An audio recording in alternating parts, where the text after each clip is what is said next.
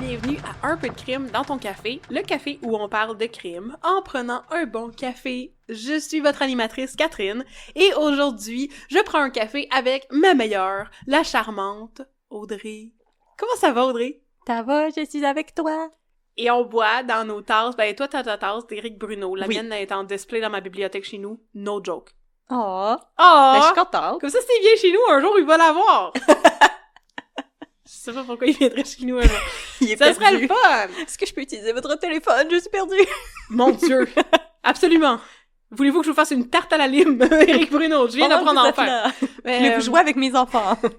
Alors, aujourd'hui, on va pogner les nerfs à propos d'un féminicide, comme Absolument. on fait d'habitude. On est Ben oui, c'est habitué à moi. ce stade-ci, oui. Je suis la féministe enragée préférée du monde du podcast. Ah ah! Ben là, je veux dire, je pense qu'il n'y a pas d'autre compétition. Là, t'es seule dans ta ligue pour l'instant. Yeah! Je t'en creuse! Yeah! Puis, je voulais te demander, dans notre dernier épisode, que j'ai complètement oublié, quand tu me parlais d'Alexander Skarsgård qui sculpte des dauphins, c'est qui la madame qui a comme quelqu'un qui était dans la criminalité ou qui a tué des gens, puis qui, après ça, est devenue une sculpteuse avec une chainsaw? Est-ce que c'est Linda Kasabian qui a stoulé Charles Manson?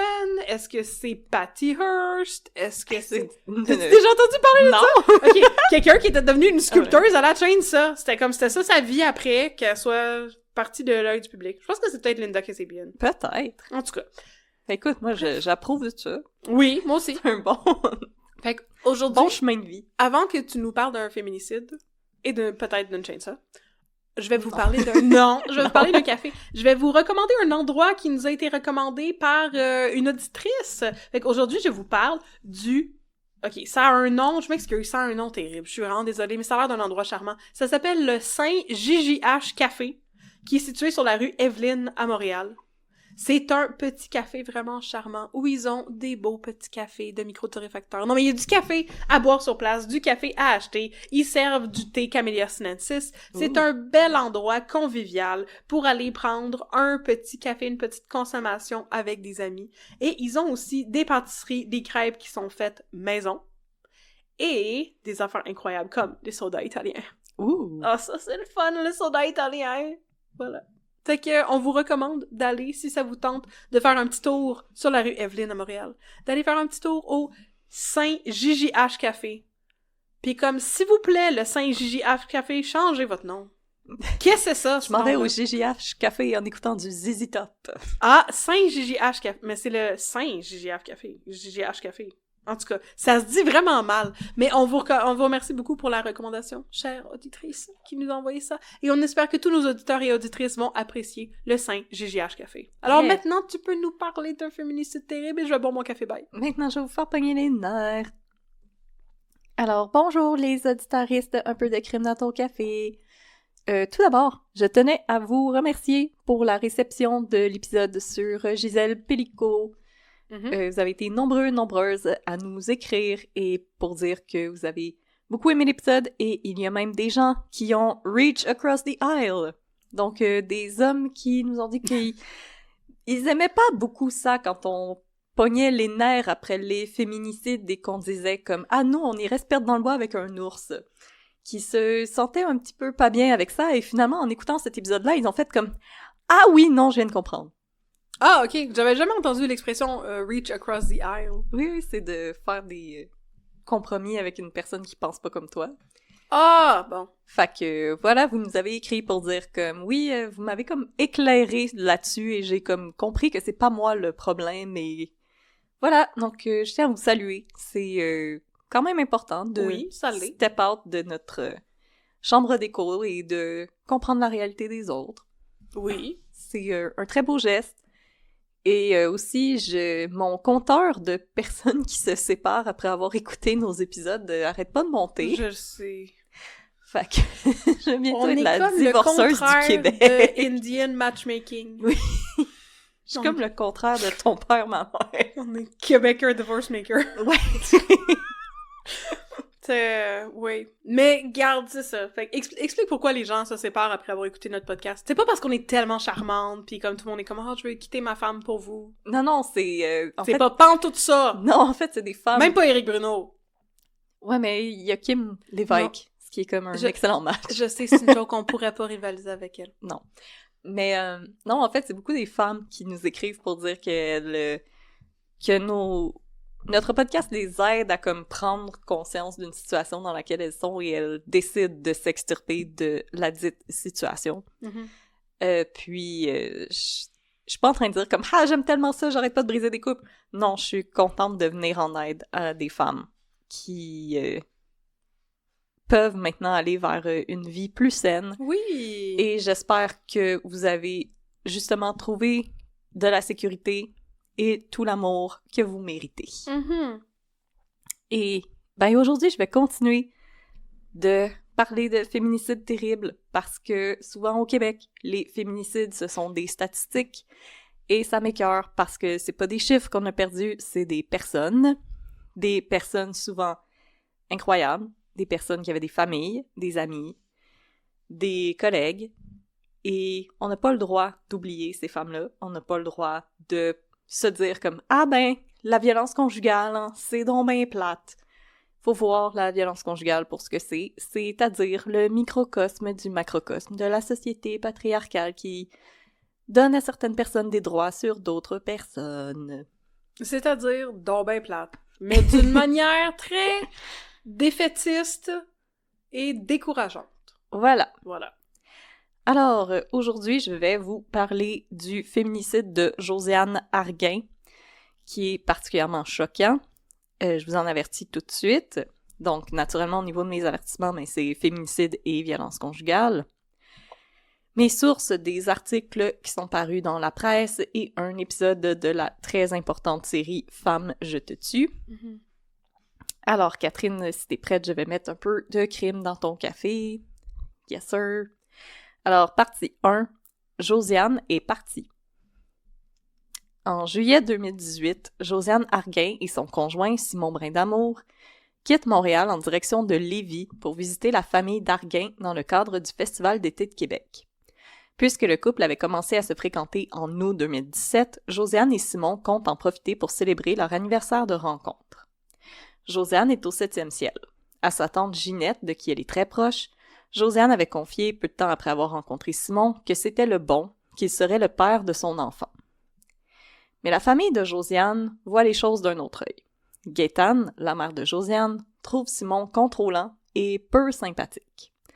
En juillet 2018, lorsque Simon et Josiane arrivent chez Gaétane, Simon prend sa belle-mère à part et lui demande de ne pas servir d'alcool à Josiane. Gaétane refuse toutefois de se plier aux exigences du conjoint de sa fille. C'est les vacances, le festival commence, Josiane, elle a bien le droit d'en profiter. Elle ouvre une bouteille de vin blanc et sa fille et elle sirotent chacune une coupe autour de la piscine en discutant. Visiblement froissé, Simon rentre et s'enferme dans la chambre d'invités.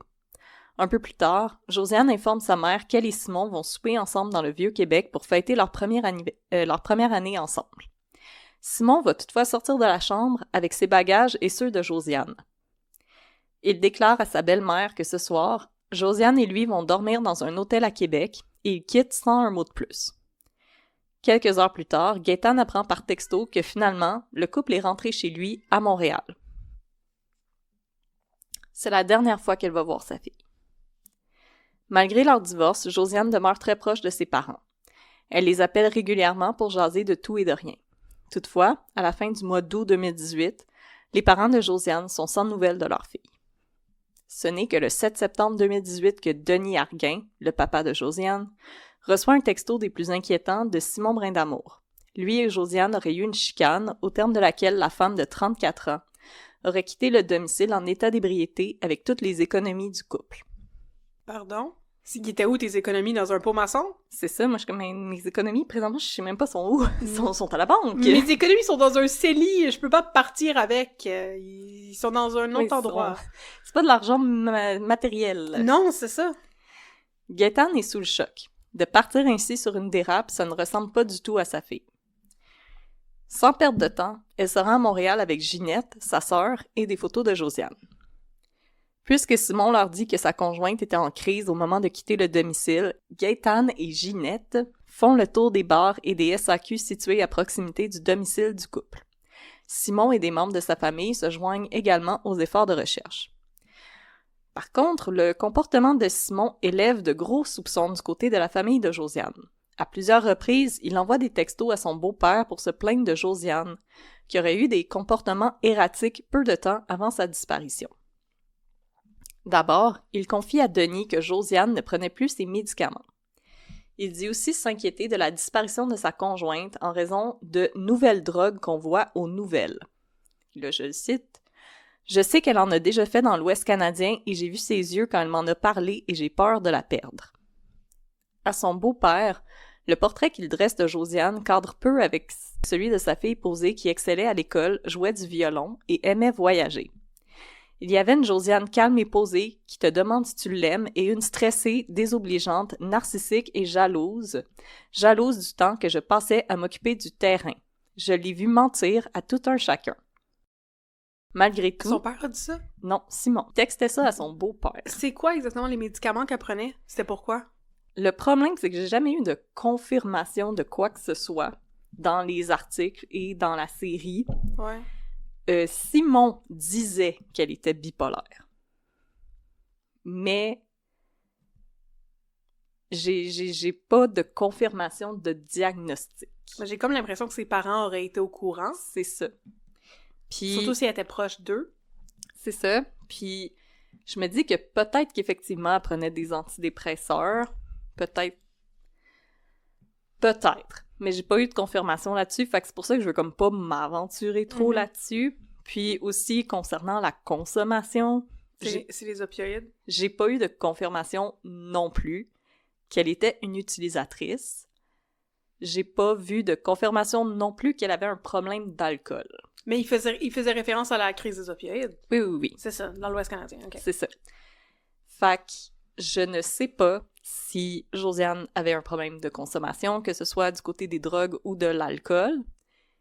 Mais sachez que dans les deux cas, ça ne justifie pas de faire du mal à une personne.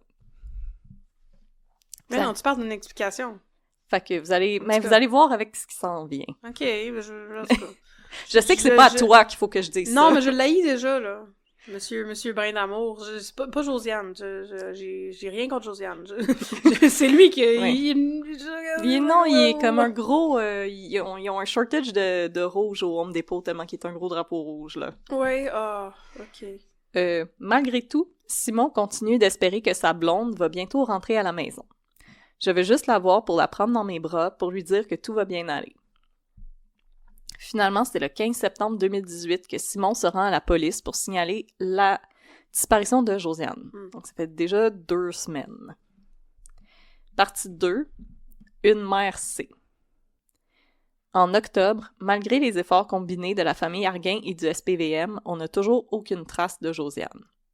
Pour tenter d'en savoir plus sur le moment qui a précédé la supposée fugue de sa fille, Gaétane souhaite parler face à face avec Simon. Malheureusement, celui-ci multiplie les excuses pour remettre la rencontre. À bout de nerfs, Gaétane finit par se rendre directement au domicile où Josiane demeurait avec Simon. Sur place, Simon refuse d'ouvrir à sa belle-mère, prétextant qu'il a du travail et pas de temps pour lui parler. Frustré, Gaétane décide d'appeler l'enquêtrice du SPVM assignée au dossier de la disparition de sa fille. Lorsque l'enquêtrice lui demande si elle croit savoir pourquoi Simon refuse de la rencontrer, Gaétane est catégorique. Parce que c'est lui qui l'a tuée. Autre que les tentatives d'évitement, Gaétane a de bonnes raisons de croire que Simon a joué un rôle actif dans la disparition de Josiane. Au cours de ses recherches, des amis de Josiane lui ont confié que Josiane avait peur de Simon. Oh. Au mois de juillet, les policiers s'étaient rendus au domicile du couple suite à une dispute et avaient accompagné Josiane chez un ami. Lorsque Gaétane entre en contact avec l'ami en question, il lui confirme qu'à son arrivée, Josiane était couverte d'échymose. Oh! Quelques jours plus tard, Josiane aurait décidé de retourner chez elle prendre des vêtements. Elle voulait aller chez sa mère à Lévis. C'est la dernière fois qu'elle a été vue en vie. Oh, mon Dieu! Partie 3. arrestation. Oh, chouette. Le 2 novembre 2018, un enquêteur se rend chez la mère de Josiane Arguin.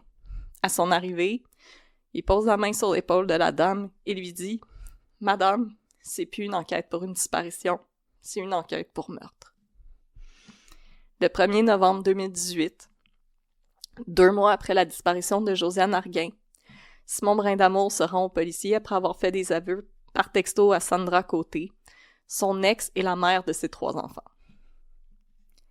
Aux enquêteurs qui l'accompagnent dans la salle d'interrogatoire, Simon Brindamour raconte les derniers moments de la vie de Josiane Arguin. Tout le monde, attention si vous êtes sensible. Elle s'en va dehors dans la cour et saute dans la haie de cèdre en criant « Je me fais battre, je me fais battre ». J'ai pogné une baguette de poule. Je suis sortie en lui disant « Chris, tu vas être une femme battue. Hostie, tu vas savoir c'est quoi être une femme battue. » Je l'ai battue à coups de bâton. Elle a levé les bras pour se défendre. Ça a dû fesser fort parce que la baguette m'a pété dans les mains. Oh my God! En disant ça, Simon Brindamour fait mine de se recroqueviller au sol, imitant les gestes posés par Josiane, supposément pour se défendre de son assaillant. Dans sa cour? Dans sa cour arrière. Puis y a personne qui a entendu ça? Non, puis ils sont dans petite patrie. Fait que... Mais y a plein de monde! Mais c'est ce que je comprends pas trop aussi, oh que mon personne... Dieu! Ou c'est peut-être arrivé trop rapidement. OK. J'ai jamais souhaité y défoncer la tête, y casser le bras, la regarder baigner dans son sang, pendant que t'essayes d'y faire le bouche à bouche. Je souhaiterais même pas ça à mon pire ennemi. C'est ce qu'il a dit au policier. Mais attends, il a fait toutes ces choses-là? C'est ça qui... I guess. Après avoir tué Josiane, Simon se rend dans un centre de rénovation acheter de la toile de plastique. Il nettoie le sang et transporte la dépouille de sa conjointe dans leur chambre et l'enveloppe dans la toile. Elle va rester là 3 jours. Quand l'odeur devient insupportable, Simon raconte avoir lavé le corps de Josiane avec de l'eau de Javel, l'avoir enveloppée dans du styromousse de plancher flottant pour ensuite la glisser dans une poche d'hockey. Il prend finalement le bus jusqu'à la 13e avenue dans le quartier Saint-Michel et va se débarrasser du corps dans une benne à ordures à proximité de l'autoroute métropolitaine. Oh. Alors, c'est pour ça que je peux pas confirmer les coups que Josiane a reçus, parce que le corps, on ne l'a jamais retrouvé. Au fil de ses aveux, Simon... C'est épouvantable. C'est épouvantable. Au fil de ses aveux, Simon tient toutefois à spécifier au policier qu'avant l'instant fatidique, il n'avait jamais touché à sa conjointe, chose dont les policiers doutent fortement. En effet, même s'il jure n'avoir jamais été violent avec Josiane, il admet que parfois, quand elle était en crise, il la serrait et que ses mains glissaient en haut de ses épaules, le tout en mimant 2 mains qui serrent quelque chose que je décrirais comme le cou d'une personne. Quand elle était en crise... Comme qui dit... Mais encore? Que lui dit qu'elle était bipolaire. Moi, j'ai plus l'impression qu'il était un hostie d'écœurant, mais qui là, passait son temps à y mentir. Excuse, mais quand t'es bipolaire, tu fais pas des crises. C'est pas comme faire une crise d'urticaire. Non, mais comme... C'est comme c'est elle ton devait c'est pleurer ton ou état. être stressée. Mais moi, j'ai plus l'impression qu'il était un écœurant qui passait son temps à y mentir. Puis qu'elle, elle voulait des réponses, qu'il donnait pas, elle était stressée, elle pleurait, puis il se fâchait. Moi, c'est plus ça que je vois. Sérieux, là? Qu'est-ce qu'on a fait pour, à ce point, scraper la manière dont les émotions sont gérées par les hommes? Je veux dire, on voit que ça va pas en s'améliorant. Là. Non, ça va pas en s'améliorant.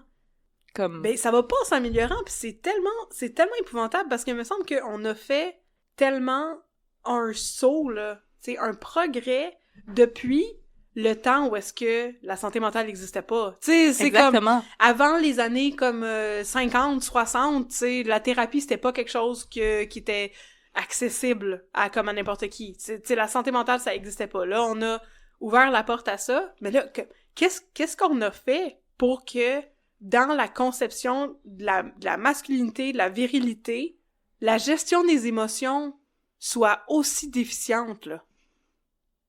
Parce que comme on est encore dans un ordre où est-ce que c'est mal vu pour un homme de pleurer, d'être vulnérable, de vouloir parler de ses émotions, d'aller en thérapie.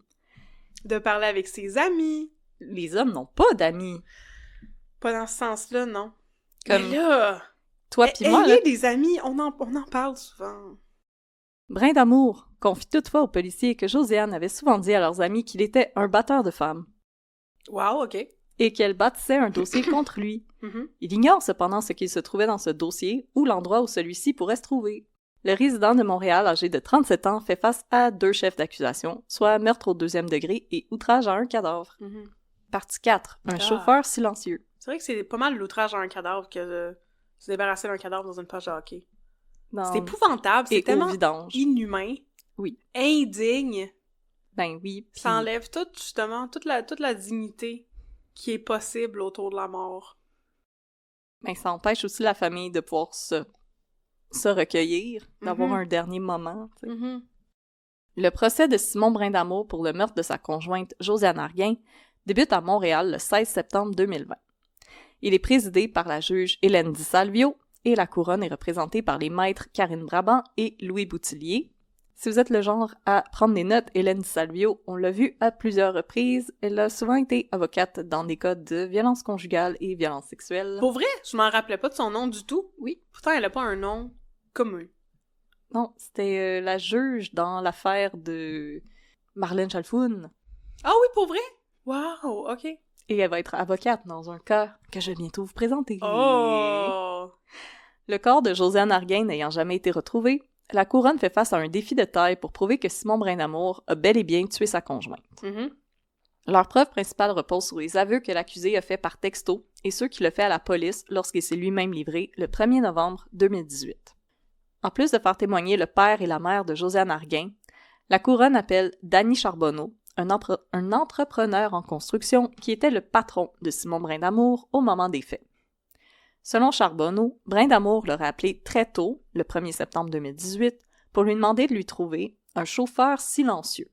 Encore endormi, Charbonneau ne comprend pas la demande et refuse. Mais je suis très réveillée puis je comprends pas la demande non plus. OK. Un chauffeur silencieux. Parfait. Dans une auto électrique, C'est très silencieux! Quelques heures plus tard, Simon Brindamour se rend en patin à roues alignées sur le chantier de construction dirigé par Charbonneau. Selon le témoin, Simon suait à grosses gouttes et sentait très fort l'alcool. Oh. Je pensais que c'était qu'il sentait très fort le swing. J'étais genre, ah! Mais en même temps, si tu te rends sur un chantier de construction en patin à roues alignées, ça se pourrait que tu sois en sueur. Ben, c'est ça. Moi, j'aurais aussi une grosse poque dans le front. Et sur les genoux. Pourquoi je trouve ça quasiment whimsical, être en patin à roues alignées? Dans ma tête, c'est 4 roues. C'est 2-2 au lieu de les roues toutes une en arrière de l'autre. Non, il faisait pas du patin à roulettes que tu danses. Là. Non, c'est ça. Moi, j'aimerais ça, du patin à roulettes que tu danses puis tu sers des burgers dans des autos. Oh oui. Mm-hmm. Le patron questionne alors son employé sur ce qu'il voulait dire par un chauffeur silencieux. En guise de réponse, Brindamour rétorque « quelqu'un qui dit pas un mot ». Ouais, c'est la définition de silencieux, comme Alexander Skarsgård dans le film qui est muet. T'as tout compris. Mm-hmm. On ramène Alexander Skarsgård. Encore? Après avoir discuté avec le frère de son employé, Charbonneau décide de se rendre au poste de police. Mm-hmm. Il est toutefois freiné par un texto de Simon qui semble lui ordonner de se taire. Je cite le texto. « Pour l'affaire que je t'ai parlé, laisse faire. C'est tombé à l'eau, comme qu'on pourrait dire. Tu serais bien gentil de tenir ce mort, de plus appeler personne, s'il vous plaît. » Il a dit « s'il vous plaît ». Ben, c'est très poli. T'es très poli. Mm-hmm. Il l'a menacé poliment. Il peut pas avoir juste des défauts. Faut qu'on mette au moins une affaire dans la catégorie qualité. Honnêtement, il a dit s'il te plaît. Il a dit s'il vous plaît. C'est ça. Voilà. Questionné sur ce qu'il savait au sujet de la relation de son employé avec la victime, Charbonneau se remémore un événement troublant survenu en août 2018. Selon l'entrepreneur en construction, il était passé prendre Brindamour en voiture pour se rendre sur un chantier. Voyant que son employé se frottait les jointures, il lui demande si tout va bien. Et le Brindamour lui aurait répondu « Je lui en ai donné une estie, elle a brisé ma chaîne. » Selon Charbonneau, Simon Brindamour lui aurait dit ça sur un ton qui se voulait funny. Elle a brisé ma chaîne? Je sais pas si c'est une chaîne de vélo ou un bijou. Ben, comme dans les deux cas, Mais dans les deux cas, pas de voler, là, qu'est-ce qui se passe? Dans les deux cas, on va prendre notre air égal. Là. Ben, c'est ça, prends ton corps égal, là, Simon, qu'est-ce qui se passe? Puis aussi, comme sur un ton funny, j'ai dit que j'avais battu ma blonde. J'allais dire que je vais commencer à faire des jokes que j'ai battu mon chum, mais comme non, c'est pas drôle. Non. Je sais pas de quel ton phoné t'es capable de dire ça, là. Non, je vois pas comment tu reçois ça aussi, pis t'es comme comme c'est drôle. Je sais pas. OK. En tout cas, partie 5. Comme Dexter. Oh! C'est tellement cringe! Pas Dexter! Dexter! Arc! Ouais, on dirait que no hate aux gens qui aiment cette série. On dirait qu'il y a des gens qui trippent un petit peu trop. Mais il y a comme des gens qui trippaient... Tu sais, le monde qui trippe un peu trop sur n'importe quoi. Ouais. Comme nous autres, on trippe un peu trop sur Eri Bruno, on est cringe. Mais tu sais ça, le monde qui trippe un peu trop sur Dexter. Grey's Anatomy, Outlander, Game of Thrones. Bridgerton, Game of Thrones. C'est ça, c'est un petit peu des autres. La couronne appelle ensuite Sandra Côté, l'ex-conjointe de Simon Brindamour, à venir témoigner. D'abord, celle-ci qualifie la relation de Simon et Josiane d'inadéquate. Selon elle, Josiane buvait beaucoup, ce qui a poussé Simon à consommer et le couple se disputait souvent. Hein? Je sais pas trop quoi faire de cette partie-là du témoignage de Sandra Côté. À consommer quoi? Des substances? Non, je comprends, mais je veux dire... OK, mais c'est ça, je trouve ça bizarre un peu. Oui. Mais c'est la seule personne qui disait qu'elle avait des problèmes de consommation, à part Simon. Mais Simon pis elle... Mais elle avait pas, elle avait pas d'amis, Josiane, qui a parlé de ça, ou... S'il y a des amis qui sont venus témoigner, ils sont pas dans les articles que j'ai lus sur la presse. Ouais. C'est ça, les parents de Josiane non plus ont comme pas vraiment l'air de dire qu'elle avait des problèmes de consommation. Mm-hmm. Fait que c'est pour ça que je veux pas m'aventurer là-dedans, je veux pas atteindre sa mémoire. Mm-hmm. Comme, vu que j'ai pas de confirmation là-dessus, j'aime mieux pas dire trop d'informations. Non, bien sûr, bien sûr. Je trouve ça... Pis, tu sais, ça sonne un peu comme Chris Watts, là, qui a tué sa femme pis ses enfants, puis après ça, il a dit « C'est ma femme qui avait tué mes enfants, moi j'ai juste tué ma femme. » Elle est pas là pour se défendre ou blanchir son propre nom. C'est un peu... C'est ça, comme tout ce que Simon... Tu sais, textait au père de Josiane aussi, comme « Ah, Josiane, c'est comme... C'est une maudite folle. Comme elle est partie de la maison avec mon argent. » Et de un, je vois pas pourquoi tu textais ça à son père. Ouais. Puis de deux, comme je te dis, les parents de Josiane disaient comme « Ouais, non, la description, ça marchait pas avec Josiane. » Ouais. Puis Sandra Côté connaissait Josiane à travers la vision de Simon. Mm-hmm. Puis c'était quand même l'ex de Simon et la mère de ses 3 enfants. Mm-hmm. Je pense que vous avez vu le portrait du personnage, là. Ça se pourrait qu'elle est comme peut-être pas le témoin le plus impartial, mettons. Non, ça se peut. Mais je veux pas, elle non plus, l'insulter parce qu'elle a quand même fait la bonne chose. Oui, absolument. Les avocats de la couronne vont donc mettre en lumière les textos où Simon est passé aux aveux. 1 mois après avoir signalé la disparition de Josiane au SPVM, Simon envoie à son ex un texto où il admet avoir fait la connerie à ne pas faire. Et là-dessus, Sandra va dire « On a tout le temps dit que faire un meurtre, c'est une hostie de connerie à ne pas faire. Souvent, quand on regardait des émissions puis que le chum tuait la copine, c'était la connerie à ne pas faire parce que c'était sûr que le copain serait accusé. » C'est weird comme inside joke, ça, je trouve. Ouais. OK. J'étais comme... J'ai pas de inside joke comme ça avec mon chum. T'es comme... Si un jour on tue quelqu'un, on va l'enterrer en dessous de notre balcon. On va se faire un pacte. Moi, j'ai un plan pour ça, mais je vais pas le dire en ondes au cas où un jour je tue quelqu'un, mais je sais exactement ce que je vais faire. Mais non, mais je trouve ça space un peu. Oui, puis... Surtout une affaire de faire d'avoir un inside joke sur des conjoints violents qui tuent leur blonde avec ta blonde. Ouais. C'est un petit peu spécial. Ah, ça, c'est vraiment un cave de faire ça, lol! C'est comme si j'avais un inside joke des filles qui tuent leurs parents avec mes parents. Ouais. C'est comme... Pas sûr, là. Comme, ouais, on s'est toujours dit, fais pas ça!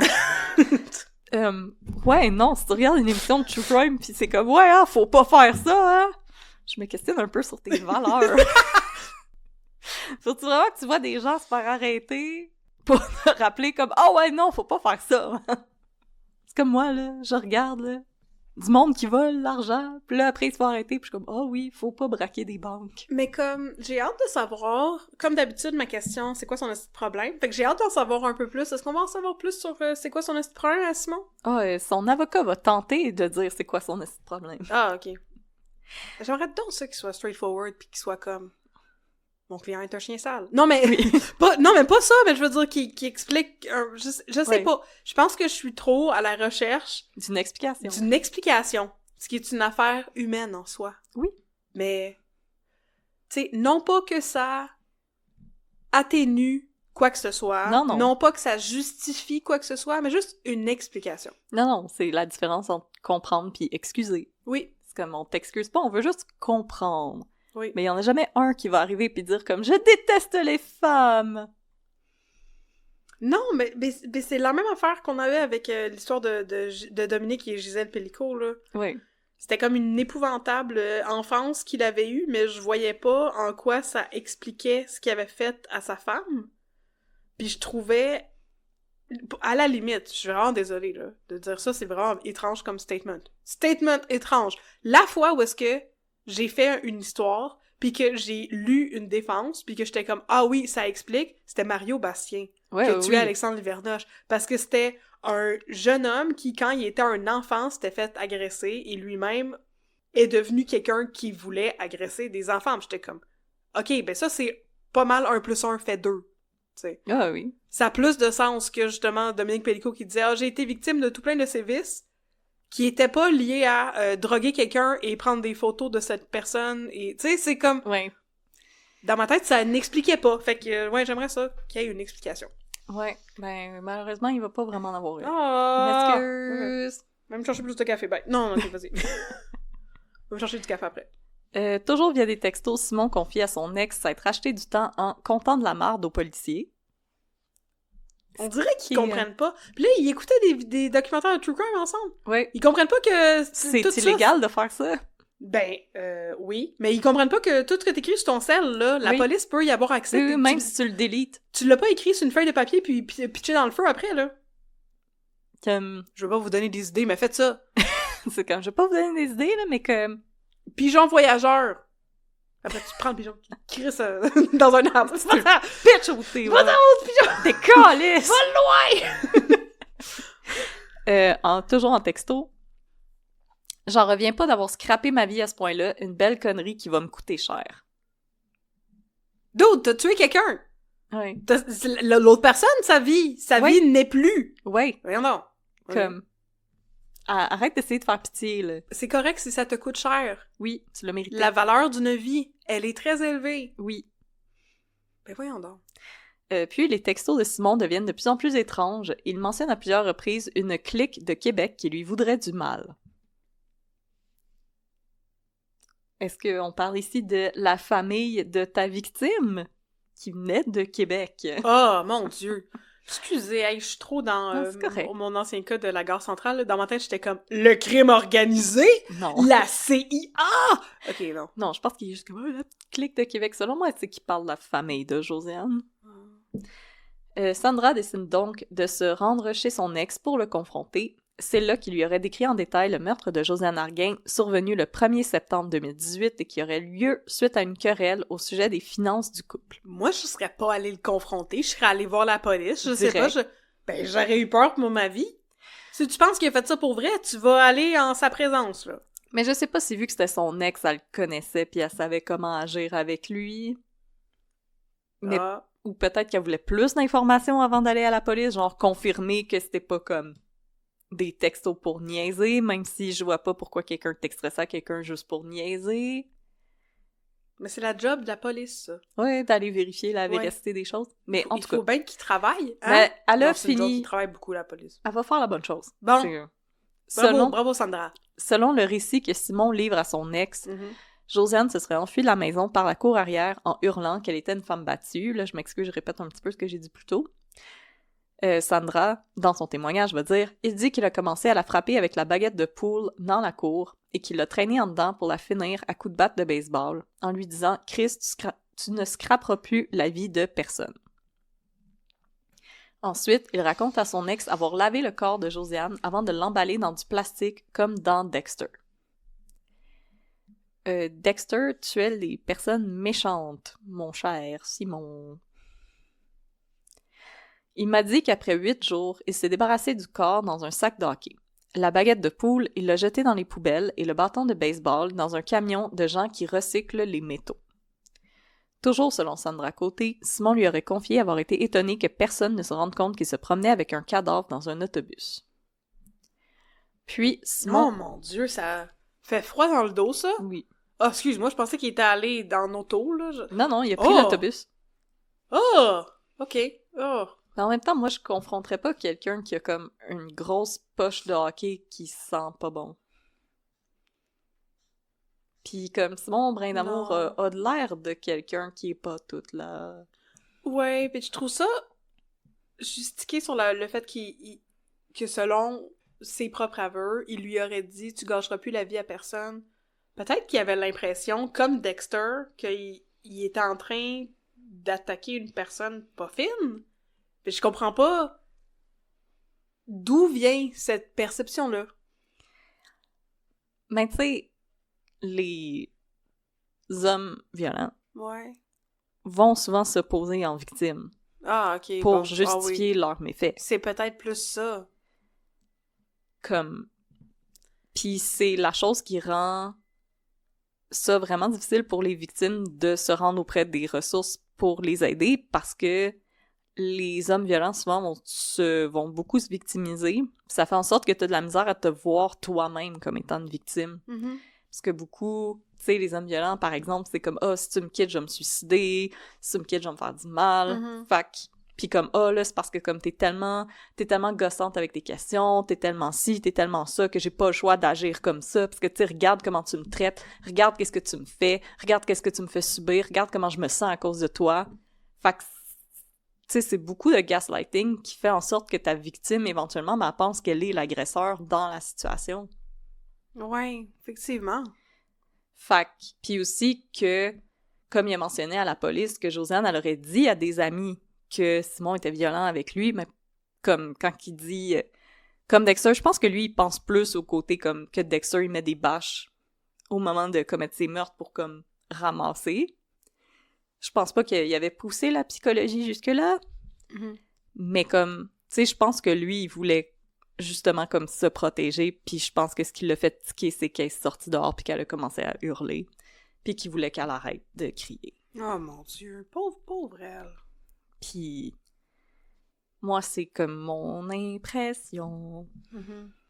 Et là, là, Catherine, tu vas pogner les nerfs, mais comme faut. Simon aurait finalement déclaré à son ex qu'il avait l'intention d'organiser un barbecue avec toute sa famille où il passerait aux aveux. Mon Dieu, mais c'est terrifiant comme idée! Qui serait le pire barbecue du monde. C'est comme... Veux-tu un hot dog? By the way, j'ai tué ma blonde juste là où est-ce que tes enfants sont en train de jouer au dard de gazon. Il voulait inviter sa famille à elle? Non, à lui. Calvaire! Je pensais qu'il parlait d'inviter sa famille à elle pour leur dire qu'il avait tué, genre, leur fille. Non, il voulait inviter sa famille à lui pis ses amis. Ah, je trouvais ça vraiment d'une cruauté atroce. Ben sinon, c'est quand même vraiment étrange comme idée. Oui. OK.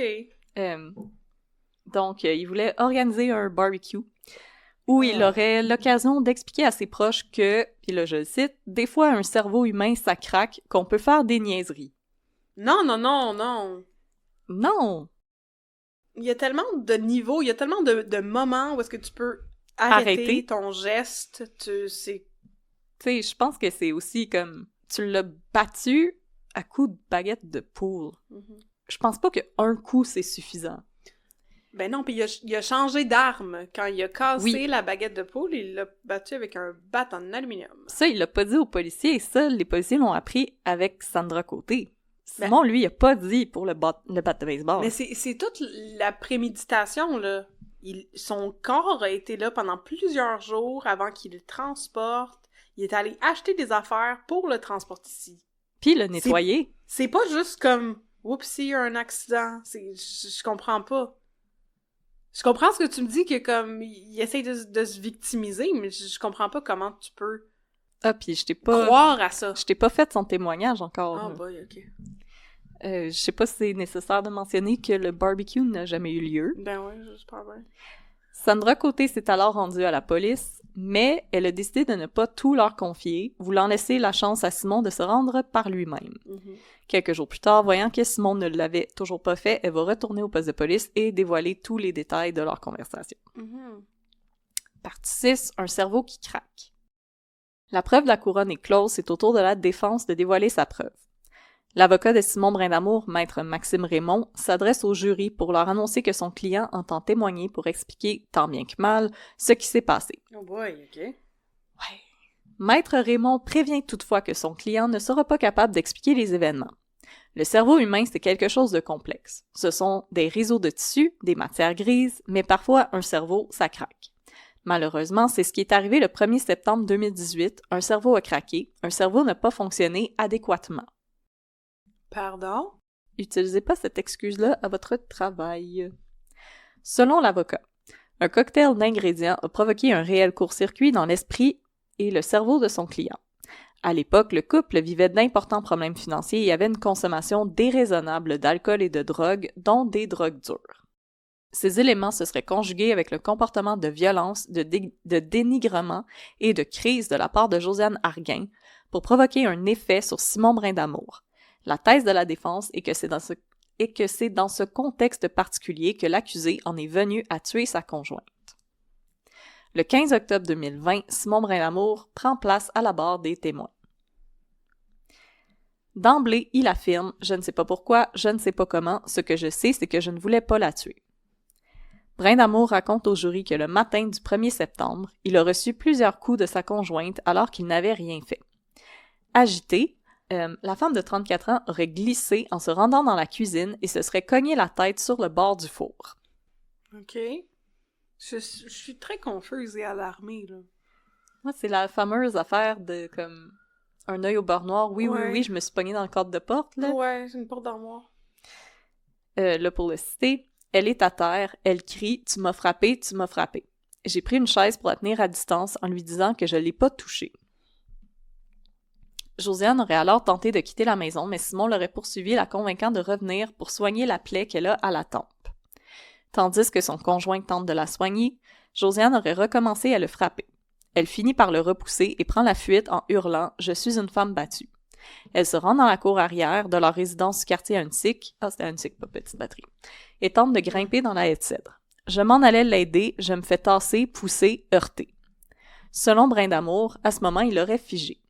Ses souvenirs deviennent flous, il se rappelle seulement de s'être rendu dans leur chambre pour prendre sa baguette de poule. Arrivé dehors, il crie à sa conjointe « Si tu veux être une femme battue, tu vas savoir c'est quoi être une femme battue. » Oh my god.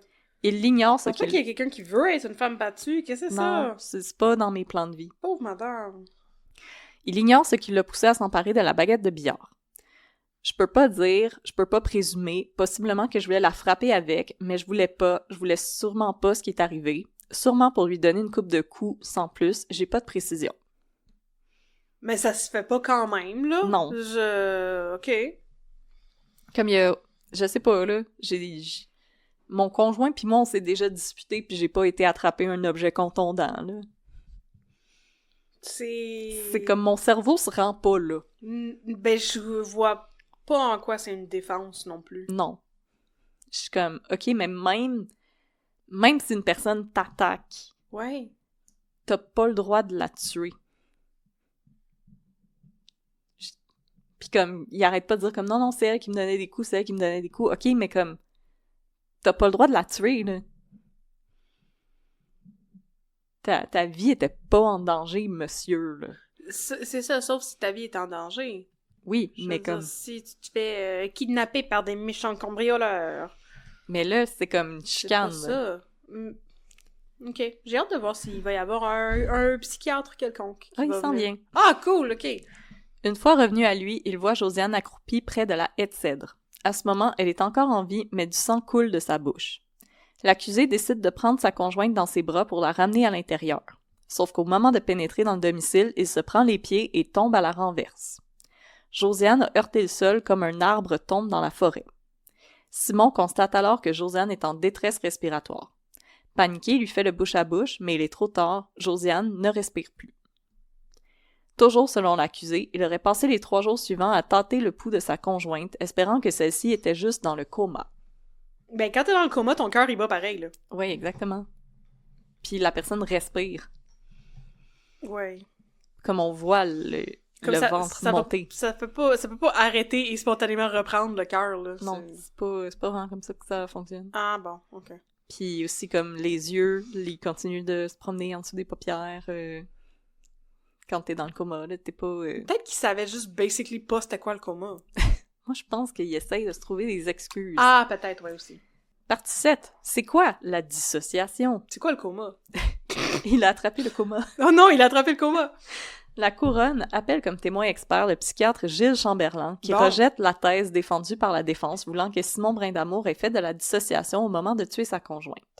Selon Chamberlain, l'accusé n'a également aucun trouble de la personnalité et il faut exclure toute considération psychologique de l'affaire.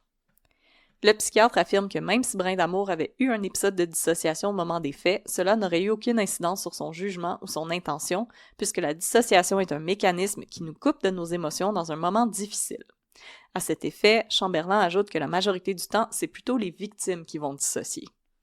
Et ça te coupe de tes émotions. Ça crée pas Oui, de oui. l'amnésie, là. C'est ça, pas la un même mécanisme affaire. qui coupe de nos émotions. Ouais, c'est vraiment c'est ça. quand tu vis un gros moment comme de stress Ouais. ou que tu apprends une nouvelle qui t'ébranle beaucoup, ben ton cerveau va comme un petit peu se mettre à off pour comme se donner le temps de gérer le coup, mais souvent, quand tu fais de la dissociation, tu fixes un mur. Mais T'es c'est pas comme en train de réfléchir. après coup, tu vas plus t'en rappeler. Tu sais, c'est pas comme tu black out, puis après coup, t'as des trous de mémoire ou... Non, mais t'es comme un peu pas là. OK. Mais tu sais, personnellement, ça m'est arrivé d'en faire de la dissociation, mais comme tout ce qui arrive, c'est que je suis un peu comme dans la ouate. OK. Tu sais, je suis un peu... Tu sais, je le sens que c'est des choses qui arrivent justement quand je vis beaucoup d'anxiété. Mais tu sais, tout ce qui arrive, c'est que je vais juste être comme un peu dans un moment, un peu comme si j'étais dans l'une. Oui, OK. Comme je fixe un peu comme in the distance, puis on dirait que je laisse un petit peu ma tête se replacer. Ouais. Mais je suis pas active dans ces moments-là. Non. C'est vraiment ma tête qui est en train de travailler, c'est pas moi. Tu peux aller chercher un pool cue pour battre quelqu'un? Non. Ah. Non, je trouve pas que ça... Non. Effectivement. Merci, psychiatre. Merci, Jules Chamberlain. C'est ça. Donc, par contre, le psychiatre Sylvain Fauché, le témoin expert de la défense, Ah bon. les accusations de Josiane Arguin auraient provoqué la colère de Simon Brindamour, ce qui aurait contribué au processus de dissociation. Le fait d'avoir proféré de telles accusations dans la cour arrière de leur résidence, soit un lieu public, aurait été déterminant dans la genèse des événements. En contre-interrogatoire, le docteur Fauché est cependant forcé d'admettre que le mot « dissociation » ne figure pas sur son rapport de 16 pages. L'expert se défend qu'il s'agit d'un simple oubli de sa part. Ah, ben c'est long, 16 pages. J'ai beaucoup de mots dans 16 pages. C'est un travail de fin de session. Ah, c'est vrai, ça. Le docteur Fauché admet également que pour arriver à une telle conclusion, il faut croire le récit de Simon Brindamour voulant que sa victime l'ait provoqué. Il faut croire quelqu'un qui a menti à la police, à la mère de la victime, au père de la victime, à son patron, à ses enfants et à la mère de ses enfants, rétorque maître Louis Boutillier, le procureur de la Couronne. Qui est comme une excellente réplique. Est-ce que c'est Wilfred Le Boutier? Non, c'est Louis. Ah. Oui, maître Louis Boutillier. Est-ce qu'il s'appelle Jean Batailleur? Non. Non, d'accord. Toujours au moment de son contre-interrogatoire, le docteur Fauché admet que la dissociation est facile à simuler. C'est facile de dire « je ne me souviens plus, j'étais pas en contrôle ». Partie 8, le cri du cœur d'une maman. Alors que le jury est séquestré, Gaëtane Gilbert, la maman de Josiane Arguin, s'insurge. Les femmes ont peur et ne veulent pas parler parce qu'elles ont peur de se faire battre encore. Il faut que quelque chose se passe. Parfois, les femmes ne font pas de plainte écrite à la police, mais elles sont quand même dans ce bateau. Chaque intervention devrait automatiquement être transmise à un organisme pour femmes battues. Elle se confie également sur les derniers moments de Josiane. Rendue à 34 ans, elle voulait une famille. On la pensait en sécurité. Plus ça allait, moins on la voyait. Il l'a dominée pour qu'elle reste à la maison. Comment elle fait pour arriver là, alors que l'année d'avant, elle allait à l'université et au gym? Elle était tellement contente d'avoir rencontré quelqu'un avec des enfants. Elle espérait beaucoup. La dernière fois que je lui ai parlé, elle me dit « Je ne suis pas pour tout crisser ça là ». Ce qui me rend très triste. Partie 9, la sentence. Le 9 novembre 2020, le jury reconnaît Simon Brindamour coupable de meurtre au 2e degré et d'outrage à un cadavre. Il écope de prison à vie sans possibilité de libération conditionnelle avant 10 à 25 ans, parce que quand c'est 2e degré, c'est au juge de décider. Oh, OK. Le 26 novembre 2020 a lieu le prononcé de la sentence. La couronne réclame la prison à vie sans possibilité de libération avant 17 ans.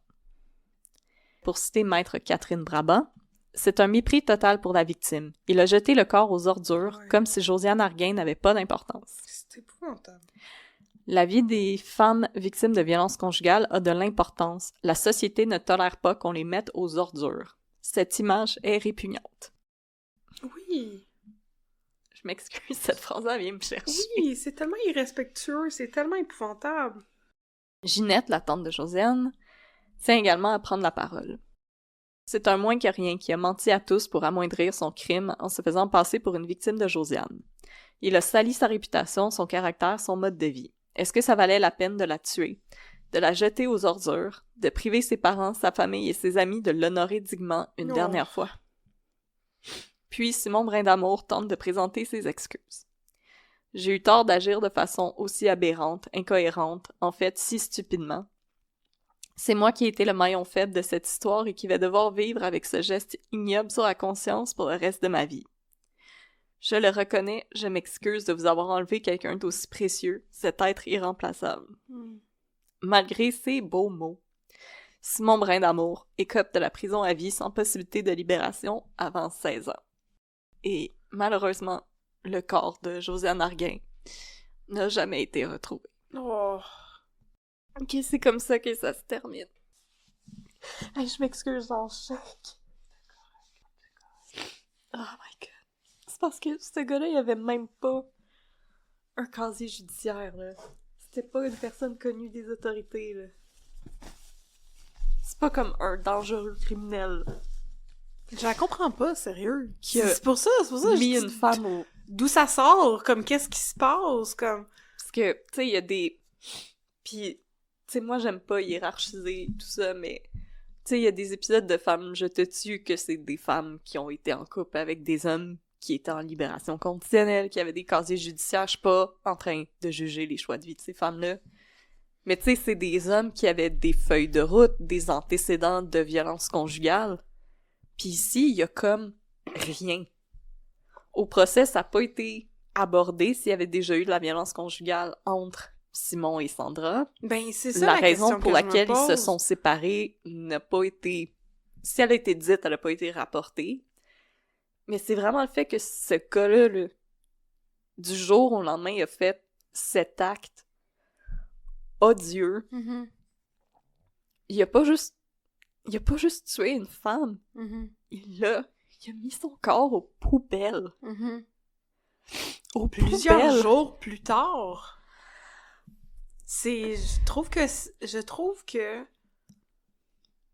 pour la manière dont il l'a traitée après qu'elle soit morte, 16 ans avant la libération conditionnelle, c'est pas assez. Je suis comme... C'est d'un machiavélisme épouvantable. C'est vraiment comme... C'est parce que c'est le côté... Tu sais, oui, il y a des amis de Josiane qui ont dit qu'il était violent avec elle, puis tout ça, mais comme... Jusqu'où ça peut aller, la violence conjugale? Mm-hmm. Puis, juste cette jeune femme-là, qui a mon âge, qui a fini sa vie, genre, dans sa cour arrière, puis qui a passé après, comme, son corps juste là, Ouais. jusqu'à ce qu'il finisse dans une poubelle. Puis après, comme, lui qui essaye de se trouver des excuses, comme, non, c'est parce qu'elle a glissé, elle s'est pété la tête sur le front, sur le four, puis comme, c'est pas de ma faute, puis comme... Mm-hmm. Puis que lui, il savait qu'est-ce qui s'était passé, puis qu'il textait ses parents comme « Oh, c'est une folle, elle est tellement folle, elle me menaçait, c'est une crise de folle. » Je sais pas, c'est que... Puis lui, tout ce temps-là, il savait que son corps, il était dans un dépotoir. Mm-hmm. Puis la police ont vraiment essayé de le retrouver, là. Ils ont vraiment Ouais. cherché dans les dépotoirs. Ben oui, j'imagine. mais ils l'ont pas retrouvé. Non. Puis c'est ça qui me fait de la peine, puis c'est ça qui... Comme Ginette puis Gaétane, dans le documentaire, elles disent « On aurait juste voulu, comme... » Tu sais, c'est juste de voir les circonstances, puis que ça ait fini d'une manière aussi tragique. Mm-hmm. Je sais pas, ça vient vraiment me chercher. Oui, oui. Puis, tu sais, ça a pas été un cas qui a fait le tour des nouvelles, là. Non. Puis on parle d'un homme qui a mis le corps de sa conjointe dans une poubelle.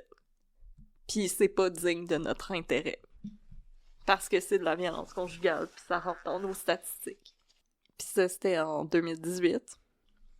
C'est en 2018 que Danielle Smith, la première ministre de l'Alberta, elle a dit que la Journée internationale des droits des femmes, c'est pas nécessaire parce que les femmes au Canada ont une belle vie. Wow, ok. Fait que c'est ça. Puis j'ai regardé les statistiques, il y a 168 femmes qui ont été tuées au Canada en 2018. C'est une femme aux 2 jours et demi. Puis je pense que les femmes autochtones aimeraient avoir une conversation avec Danielle Smith. Ben là, oui, je pense que oui, effectivement. C'est vraiment épouvantable. Oui. Merci de m'avoir partagé cette histoire épouvantable. Je m'excuse. Je sais quand même pourquoi je me fais ça, mais en même temps, c'est parce que ces femmes-là peuvent pas juste disparaître comme ça. Non. Puis pour moi, Josiane, c'est que justement, elle a disparu. Puis je me dis, faut pas qu'on les oublie, ces femmes-là. Mais non. C'est acte de mémoire. Oui. Fait qu'on espère que vous avez aimé ce cas, chers auditeurs, chères auditrices. Vous pouvez nous encourager si vous voulez en nous suivant sur les réseaux sociaux. On est sur Facebook, @unpeudecrime, sur Instagram, @unpeudecrime dans ton café. On a plein d'affaires, le fun. On a une communauté Patreon où vous pouvez venir vous remonter le moral après avoir écouté un féminicide épouvantable. On a une boutique Etsy avec plein de belles marchandises en vente. Et on fait plein de patentes à gosse. Non, mais c'est ça. On vous invite à venir nous soutenir si vous voulez nous offrir un petit soutien pécunier. Vous pouvez le faire sur Patreon.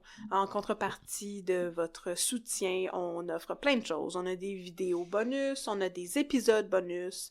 C'est des gros épisodes où on parle de plein d'affaires différentes et on se permet de sortir de notre tale québécoise puis d'aller à l'international.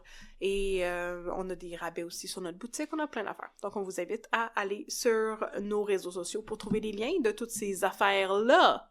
Et justement, nous avons 2 nouveaux patrons à remercier. Oui. Alors on aimerait remercier Guilon Beaulieu. C'est pas un nom, ça? Oui. OK. Donc, désolée, je ne connaissais point ce nom. Tu viens d'insulter cette personne qui nous a donné de l'argent. Je suis désolée! Et merci, Savannah.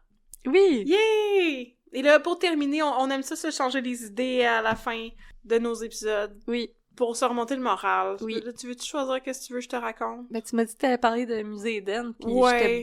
j'étais bien down avec Musée Eden. T'es bien down avec Musée Eden? Ouais. Ok, parfait. Tu sais, ils ont des corsets comme à l'époque, tu sais.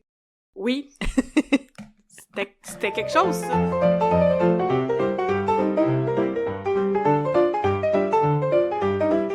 Alors, aujourd'hui, je vais vous parler d'une incroyable production télévisuelle de probablement Radio-Canada.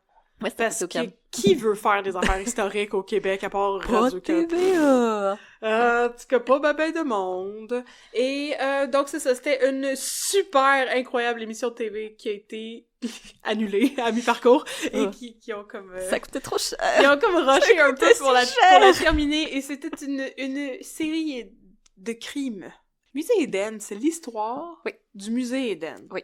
Qui est basé sur un vrai musée, d'après ce que j'en ai compris. Oui, c'est un vrai musée à Montréal. Bon, c'était un musée de reconstitution de scènes de crime. Oui. Ce qui est comme une version bien plus cool qu'un musée de tir. Ouais. Genre, parce qu'un musée de tir, c'est juste comme freaky. C'est qui veut aller prendre sa photo à côté de la statue de cire de Justin Timberlake? Ben, apparemment, ben du monde, parce que ça a l'air bien populaire, le musée Grévin. Je sais, mais... Moi, ça me fait peur. Moi aussi, ça me fait peur. J'en ai déjà visité un. Je pense que j'ai visité le Madame Tussauds de New York. Puis j'ai trouvé ça vraiment weird et creepy. Puis je vois pas pantoute l'attrait de ça. Mais donc, le musée Eden faisait des reconstitutions de scènes de crime. Et à un certain point, c'était 2 femmes qui étaient propriétaires, à une époque où les femmes n'étaient pas propriétaires. Donc, c'est ça que l'auteur avait beaucoup aimé. C'est intéressant, je me rappelais pas de ça pour Oui. tout. OK. Alors, donc, c'était deux femmes qui sont dans nos cœurs maintenant, qui sont Oui, éternellement dans nos cœurs. éternellement dans nos cœurs. Marie-Lou Wolfe et Laurence Leboeuf. Oui. Qui sont deux madames. Marie-Lou Wolfe. L'histoire se passe en genre 1910, mettons. Puis là, le propriétaire du musée Eden est assassiné dans son musée, ce qui a dû être confusing. Fait qu'on peut juste laisser son corps, là. Les policiers sont rentrés puis ils étaient pas capables de discerner ce qui était des reconstitutions de ce qui était le vrai cadavre du gars. Mais non, c'est ça. Fait qu'il est mort et dans son testament, ben, il a légué son musée à sa nièce, qui est Marie-Lou Wolfe. Marie-Lou Wolfe a un terrible secret. Elle est mariée. Et son mari, il est épouvantable et elle l'a quitté, mais personne ne peut savoir qu'elle est mariée À Jean-Nicolas Véraud. à Jean-Nicolas Véraud, le médecin véreux. Puis, elle décide qu'elle et sa sœur vont faire semblant qu'elles sont deux demoiselles on the town et déménager de Out and Québec about. jusqu'à Montréal pour aller s'occuper du musée Eden, sans dire qu'en fait, mademoiselle Marie-Lou Wolfe est en fait Madame Marie-Lou Wolfe Nicolas Véraud. Oh là là. On cache ce bout-là. Fait que là, il emménage dans le musée, puis là, c'est un musée, puis c'est des beaux personnages, pas pantoute stéréotypés. Il y a Marie-Lou Wolfe, qui est très, très businesswoman, stock-up, froide, et sa sœur, qui est une jeune ingénue, Oui. qui est comme « Oh, heavens to Betsy! Des reconstitutions de scènes de crime! Oh. » Et là, quand ils héritent du musée, il y a bien sûr le procès du dude qui a tué leur oncle. C'est là qu'ils rencontrent Éric Bruno, right? Oui, parce que c'est Éric Bruno qui l'a tué. Non, Éric Bruno est un journaliste. à la Un journaliste cour. bum. Journaliste bum est en cours quand un monsieur italien se fait condamner à mort. Pendaison pour le meurtre du mononcle musée Eden. Mon oncle musée. Et là, le journaliste est comme « Non, mais je crois que ce n'est pas vraiment lui et que c'est juste du racisme parce que c'est un Italien et que c'est pour ça que la police veut le framer. » Racism! Zoom in sur la face du commissaire de police qui est Guinadon, qui a l'air Au bout de sa vie. dégueulasse et au bout de sa vie. Il est constamment en sueur, en train de s'étouffer dans sa fumée de cigare, comme un bon commissaire de police de 1910. Oui. Il est comme... Les mots de journaliste bum. Et là, finalement, c'était pas lui qui avait tué le mononcle. C'est qui avait tué le mononcle, t'en rappelles-tu? C'est comme pas important. C'était pas le fils de Gilles Archambault? Le fils de Gilles Renaud. Gilles Renaud, oui, excuse. Ouais. Je pense. Mais ça, c'est comme l'autre enquête. En tout cas, je pense Catherine que... puis moi, on a tout compris. Je pense que tout le monde s'en fout de qui a tué Oui. ce musée. Parce que le meurtre du mononcle sert juste à faire hériter le musée. Oui. C'est pour des raisons de narration. Faire hériter le musée aux jeunes femmes et faire entrer un nouveau personnage, Babine. Old-timey Babine Oui. est le gars qui sculpte les mannequins de reconstitution de scènes de crime. Puis là, il va les voir, les filles, puis il est comme « Bonjour, je travaillais pour votre oncle, voulez-vous me payer? » Puis ils sont comme « On n'a pas d'argent, on sait pas c'est quoi. » Puis ça fait 2 secondes qu'on est Correct, dans vous pouvez me bâtisse. payer en nature. Ta-na-na-na-na-na, avec un jeune ingénu, c'est ça qui va finir par arriver. Mais là, il leur dit, vous savez ce qui serait vraiment cool, ce serait de faire la scène de crime de la mort de votre oncle. Puis là, ils sont comme, oh! C'est un petit peu inapproprié, Blind, monsieur. oui! Mais ils finissent par faire ça. Ouais. Puis là, tout le monde est comme, wow! Puis là, ils font une fortune. C'est incroyable. Là, c'est tellement... Et là, tout à coup, il y a des femmes qui commencent à être tuées. Oh non! On dirait Jack l'Éventreur. Ce sont des femmes de vie de désordre. Oh, des femmes de désordre. Des femmes de désordre qui sont retrouvées et qui y a comme des affaires gravées sur elles et comme des affaires religieuses et comme oh mais que Ouh là s'est-il là. passé avec et c'est comme ça que Marie-Lou Wolfe devient amie avec le médecin légiste qui fait les autopsies et qui lui permet d'assister à des autopsies. Puis là, tout le monde est comme oh mon Dieu, mais les femmes ne devraient pas voir des choses comme ça là. Elles ont des seins. C'est ben trop disturbing pour leur petite nature, puis c'est comme, moi, je trouve ça disturbing pour ma Oui. forte nature. Mais c'est correct, tu sais. Fait que là, ils deviennent amis, et là, c'est comme, oh mon Dieu, mais les cadavres, ils ont toutes des petites affaires spéciales. Il y avait quelqu'un qui avait quelque chose de collé dans la bouche, il y avait quelqu'un qui avait quelque chose dans le ventre. Oui. Bon, puis là, c'est comme, oh, ben nous avons affaire à un tueur en série, comme un Jack l'Éventreur. Comme une game de hide de cucumber, vraiment, Oui! vraiment louche. Very louche, hide the cucumber. Fait que là, il y a une enquête qui se passe. Au fur et à mesure, le musée Eden décide qu'ils vont milk the tragedy et à toutes les fois, Babine sculpte des nouveaux mannequins qui ressemblent aux bananes qui sont mortes. Puis là, ils font de plus en plus d'expositions. Puis là, c'est comme, il y a quelqu'un qui est mort, venez au musée Eden voir une reconstitution de la mort qui est arrivée hier. Tada! Je travaille vite en esti. Tada! Puis là, il y a ça qui se passe. Pendant ce temps-là, journaliste bum, Éric Bruno, il est comme, mais qui tue toutes ces femmes? Oui, Je vais faudrait que devenir quelqu'un se un penche journaliste là-dessus. d'enquête. Et il commence à comme enquêter là-dessus. Puis là, à un moment donné, il se fait tabasser par des bums dans une ruelle de bums. Peut-être Pointe-Saint-Charles. Non, mais à un moment donné, il est comme il est comme dans un quartier de ghetto. Puis il est comme, moi, je cherche des gens qui vont pouvoir me donner des informations sur le tueur de femmes de Montréal. Puis là, les gens sont comme, oh, on veut plus te voir ici, maudit journaliste. Piou, piou, piou, piou, piou, piou. Il donne des coups. Puis là, il se ramasse à l'hôpital. Puis là, il est à l'hôpital, alité, pendant 3 épisodes à peu près. Wow. Parce que, puis il y avait une fois où il y avait la grippe. Oui, Ouais. la grippe espagnole.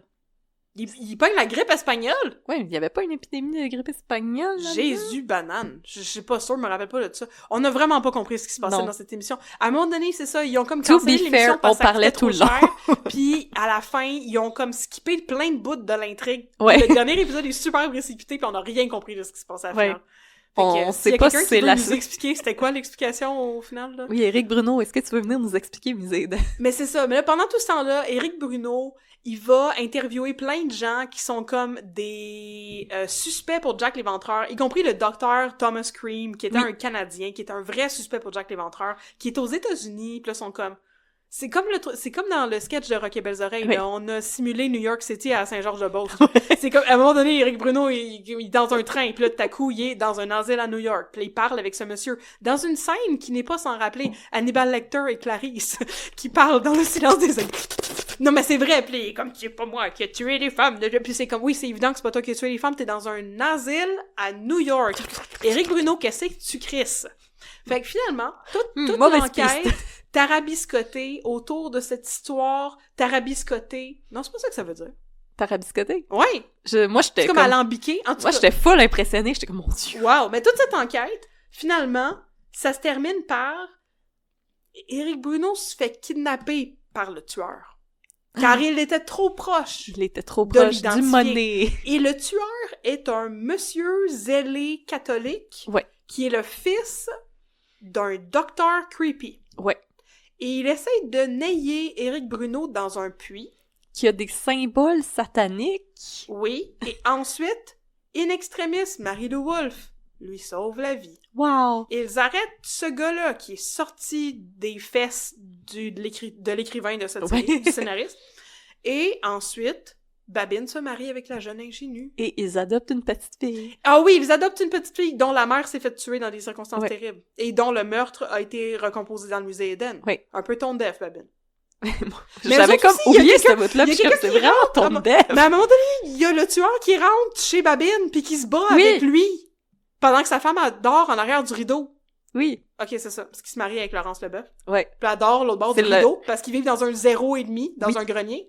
C'est le soir de leur mariage, genre. Ouais, aussi. C'est vrai. Et tabarnak. Il s'en passe des Toute affaires. une journée. Fait Fait que, oui, au final, qu'est-ce qui se passait dans le musée Eden? Il y avait des bien beaux costumes. Oui. Il y avait des corsets. Oui. Il y avait des chevaux. Oui. Guy Nadon était époustouflant. Il y avait la Ben, il petite faisait moto peur. à Éric Bruno. Oui, il y avait une petite moto. Ouais. Paraîtrait qu'à elle toute seule, ça causait bien du chiard. C'est vrai. Mais c'est ça, il avait comme arrêté parce que ça coûtait trop cher. Ouais. Puis là, c'était supposé de devenir une bande dessinée, mais comme ça aussi, ça a comme jamais... Mais tu parles d'une idée whack. Ouais. C'est tellement étrange. C'est comme, on faisait un CD, mais finalement, ça coûtait trop cher. Fait qu'à la place, ça va être un avion. Ouais. Tu sais, ça a comme pas de lien. Ben, je veux dire, au moins, la bande Mais- dessinée, ça, il aurait pu continuer Oui, l'histoire, là. oui, je comprends, mais je veux dire, c'est weird. En tout cas, C'est pas comment, on n'a pas pu faire la je peux série. faire mon idée de CD avion. On va faire un gâteau. Fait que c'était ça, Musée Eden. Oui. On espère que vous allez pouvoir l'écouter. C'est pas Ben, disponible nulle part, moi, j'ai Non, juste c'est comme le plus DVD. disponible. T'avais demandé le DVD en joke à tes parents, puis ils te l'avaient trouvé. Ah, puis là, maintenant, je peux plus jamais m'en départir parce que c'est pas Ben non, disponible nulle ça part. vaut de l'or. Ça, puis les hauts et les bas de Sophie Paquin avec Ça vaut de l'or. Suzanne Clément, là. Ouais. Et Jean-Nicolas Véro, l'avocat véreux. Oui. Ça vaut de l'or. C'est très bon, ça. Je pense que la prochaine fois, je vais te raconter Oui, ça. Léo et les boss sur Parkin, c'est actually bon, là, mais... Oui, puis c'est actually très drôle. Ça va être un, Oui. un bon buffer. Puis ça a comme quand même bien vieilli, malgré plein d'affaires qui ont pas bien vieilli, parce que c'était comme en 2004. C'est La pas- principale chose qui a pas bien vieilli, c'est la mode. Oui. C'est On dit comme- que le monde sont mal arrangés. Le monde sont tellement mal arrangés avec leurs jeans pattes d'éléphant pis leurs petits souliers diesel, Tout là. le monde est laid. Fait que voilà, c'était la fin de Musée Eden. Dans laquelle Suzanne Clément ne joue malheureusement pas. Non, mais c'est correct, ça servait à rien qu'elle joue là-dedans. Elle aurait pu être là. Non, Suzanne Clément, non! Non, c'est correct, il y avait déjà assez d'affaires qui se passaient, là. Ah, l'actrice qui est pas capable de parler en français. Oh, elle était belle! Oui, elle était magnifique, mais elle était pas capable de parler en français, puis elle est comme Non. « Ah, il est tellement beau! On dirait un gars dans le vu! » On dirait un quoi? Un gars dans les vues! Un gars dans le vu! Un gars dans le vous? Dans les vues! Oh, je m'en rappelle. Parce que, tu sais, dans là, le temps, ça. au lieu de dire des films, ils disaient les vues. Oui, dans les vues. C'était arrangé avec le gars des vues. Puis j'étais genre, whoop là! Non, moi, ce que j'aimais, c'était la belle histoire d'amour de Gaston Lepage puis sa femme de ménage, là. Puis lui, c'était un vieux veuf vraiment en carrière, puis sa femme de ménage est une madame incroyable. Une madame super, pétillante. qui a beaucoup de là. bonhomie, puis qui, ouais, tu sais, c'est ça, elle est très, très joviale, puis elle est très amicale. Madame qui a tout le temps un dessert de près. Puis là, à la fin, c'est comme, on va convoler en juste noces. Puis c'est comme, non, à ce stade-ci, élope, là, allez... Pensez à la mairie, pensez à l'hôtel, puis ça va être ça, là. Oui. Bon, allez La vous louer mairie, une chambre. l'hôtel. Allez vous louer une chambre. Oui. Donc, Bon, merci de m'avoir ramené un peu de joie de vivre avec Musée Eden. tes yeux ont recommencé à pétiller. Ah, merci. J'avais tout fait mon make-up, là. Mais il est encore très beau, ton Je me make-up. sens comme Sabrina Carpenter. Don't know, my makeup is so nice. Ah, yes, c'est vrai, ça! Oui, Barry Oui. Keoghan, je crappe pas mon make-up. Mais c'est correct, c'est fini, là, ça. OK. She's moving on. Hey, moving on. OK, bye. OK, bye.